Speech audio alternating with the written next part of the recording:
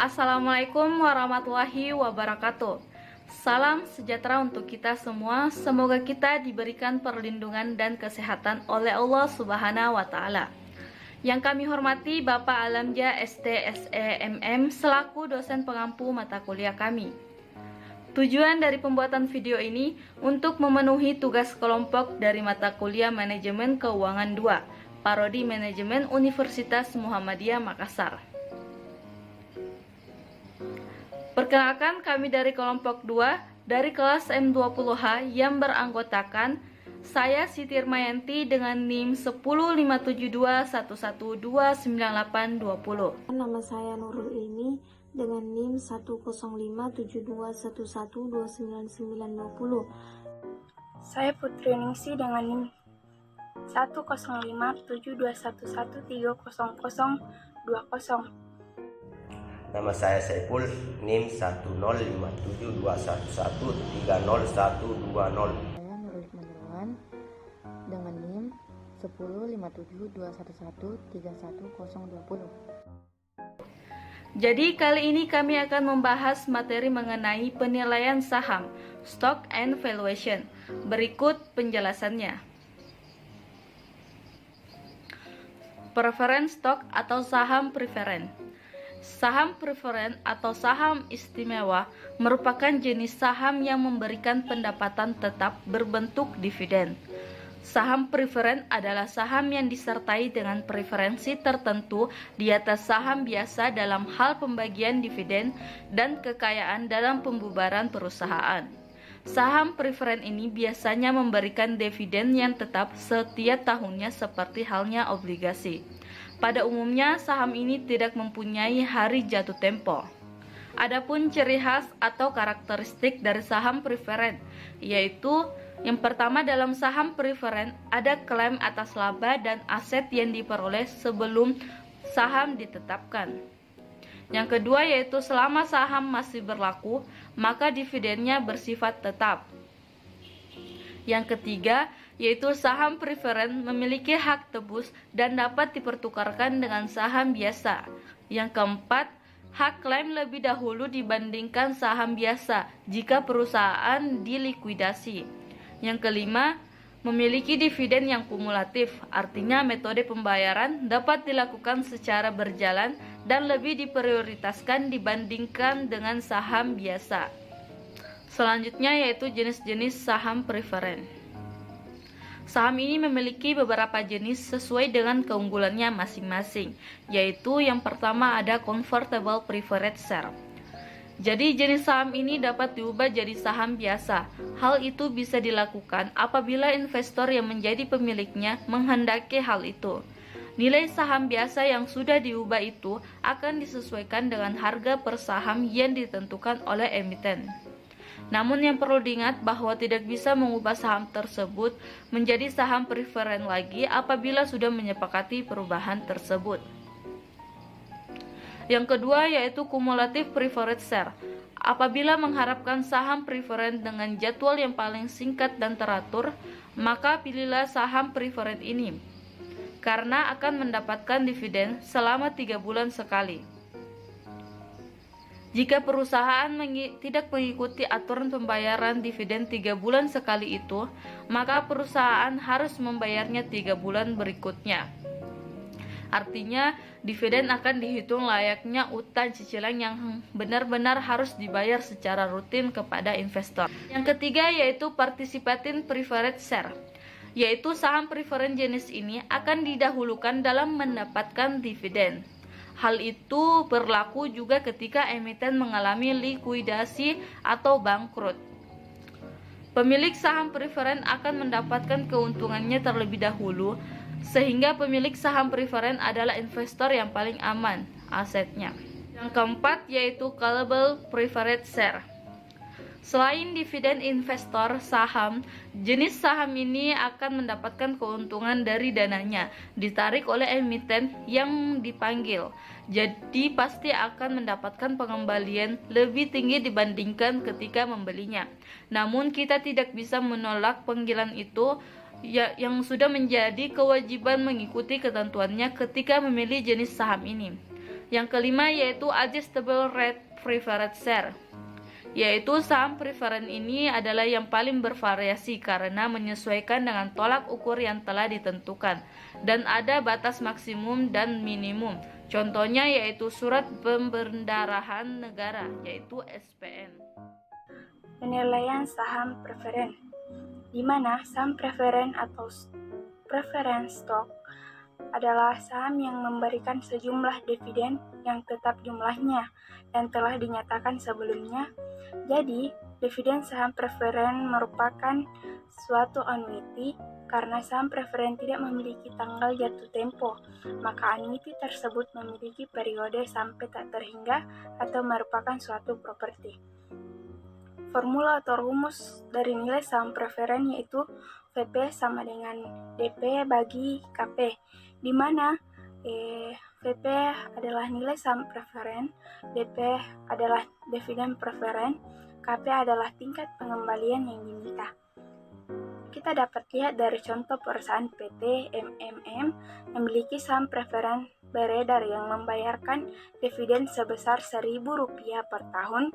Jika tingkat pengembalian yang diminta dari saham preferen adalah 10%, maka nilai dari saham preferen tersebut adalah, kita masukkan rumus VP sama dengan DP bagi KP, di mana DP-nya yaitu Rp1.000 dibagi 0,1. Dividen per tahunnya itu Rp Rp10.000. Karakteristik saham biasa. Saham biasa adalah merupakan pemilik sebenarnya dari perusahaan. Mereka menanggung risiko dan mendapatkan keuntungan. Pada saat kondisi perusahaan jelek, mereka tidak menerima dividen dan sebaliknya. Pada saat kondisi perusahaan baik, mereka dapat memperoleh dividen yang lebih besar, bahkan saham bonus. Pemegang saham biasa ini memiliki hak suara dalam RUPS, yaitu Rapat Umum Pemegang Saham, dan ikut menentukan kebijakan perusahaan. Jika perusahaan dilikuidasi, pemegang saham biasa akan membagi sisa aset perusahaan setelah dikurangi bagian pemegang saham preferen. Adapun karakteristik saham biasa adalah sebagai berikut. Yang pertama, dividen dibayarkan sepanjang perusahaan memperoleh laba. Yang kedua, memiliki hak suara dalam RUPS. Pemegang saham biasa dapat mempengaruhi kebijakan korporasi melalui proses pengambilan suara, yaitu voting dalam pembuatan tujuan dan kebijakan, stock split, dan memiliki dewan direksi perusahaan. Yang ketiga, memiliki hak terakhir dalam hal perusahaan dilikuidasi. Yang keempat, memiliki tanggung jawab terbatas sebesar saham yang dimiliki. Yang kelima, hak untuk mengalihkan kepemilikan sahamnya. Di sini saya akan memaparkan materi mengenai penilaian saham biasa. Untuk perhitungan nilai saham biasa dengan dividen sebagai dasarnya dilakukan dengan asumsi bahwa para investor bersedia membayar suatu saham di masa mendatang dengan harga jual dan dividen di masa yang akan datang pula. Untuk dividen diskon model ini, perhitungan harga saham sekarang menyatakan bahwa nilai saham sama dengan persen value dari semua dividen yang diharapkan dan diterima di masa yang akan datang pula.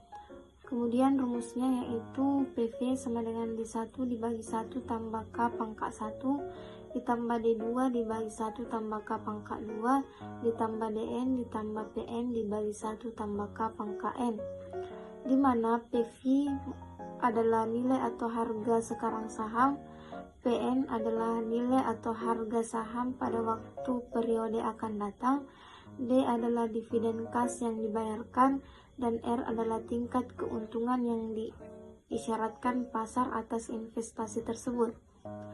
Selanjutnya kita masuk pada contoh, yaitu diramalkan bahwa PT ABC akan membayar dividen sebesar Rp300.000 untuk 3 tahun yang akan datang. Nah, pada akhir tahun ketiga, PT ABC ini menjual saham dengan harga Rp9.448. Berapakah harga saham tersebut apabila diketahui return yang diharapkan adalah 12%? Nah, untuk menjawabnya kita ketahui bahwa D1 di sini yaitu 300, D2 324, dan DN 350, PN 9448, dan K yaitu 12%, di mana 12% ini kita bagi dengan 100 sehingga mendapatkan 0,12. Kemudian nilainya ini kita masukkan pada rumus, di mana PV sama dengan 300 dibagi 1 tambah 0,12 pangkat 1 ditambah 324 dibagi 1 tambah 0,12 pangkat 2 ditambah 350 ditambah 9448 dibagi 1 tambah 0,12 pangkat 3. Nah, hasilnya yaitu Rp7.500.000. Jadi, harga saham tersebut apabila diketahui return yang diharapkan adalah 12%, yaitu sebanyak Rp7.500.000. Di sini saya akan menjelaskan tentang tingkat pengembalian yang diharapkan. Memaksimalkan return adalah salah satu prioritas rata-rata investor dalam berinvestasi. Return atau hasil investasi merupakan tingkat keuntungan yang didapatkan investor dalam berinvestasi. Dengan kata lain, dalam berinvestasi, hasil yang para investor nantikan inilah yang disebut dengan return. Dalam berinvestasi atau investasi, reksadana return adalah hasil kinerja reksadana yang dikelola oleh manajer investasi atau MI, manajer investasi, berdasarkan nilai modal investasi dan akan diperbarui setiap hari kerja bursa. Angkanya bisa saja berubah setiap hari. Perubahannya sendiri berdasarkan harga saham NAB yang dipengaruhi oleh harga pasar bursa efek Indonesia, IHSG, maupun kondisi ekonomi luar negeri dan dalam negeri. Contoh perhitungannya yaitu semakin tinggi nilai return yang ditampilkan, berarti semakin baik performa investasiun. Return bisa dihitung sendiri dengan rumus berikut. Contoh tingkat pengembalian yang diharapkan. Contohnya, misalnya kamu mendapatkan 100 unit reksadana dengan harga masing-masing Rp110. Ketika nantinya harga unitmu menjadi Rp125.000, maka berdasarkan rumus di atas, returnmu adalah Rp125.000 sampai Rp110 kali 100 sama dengan Rp1.500.000. Nah, apa yang terjadi jika kamu mendapatkan 100 unit reksadana dengan harga masing-masing Rp110, tapi kemudian harga unitmu menjadi Rp95.000? Menggunakan rumus yang sama, returnmu adalah Rp95.000 sampai Rp110 kali 100 sama dengan Rp1.500.000. Baik, itulah hasil pemaparan dari kelompok kami mengenai materi penilaian saham stock and valuation. Kami ucapkan terima kasih yang sebesar-besarnya atas perhatian dari teman-teman sekalian dan juga Bapak dosen yang kami hormati. Kami ucapkan billahi fisabilil haq fastabiqul khairat. Assalamualaikum warahmatullahi wabarakatuh.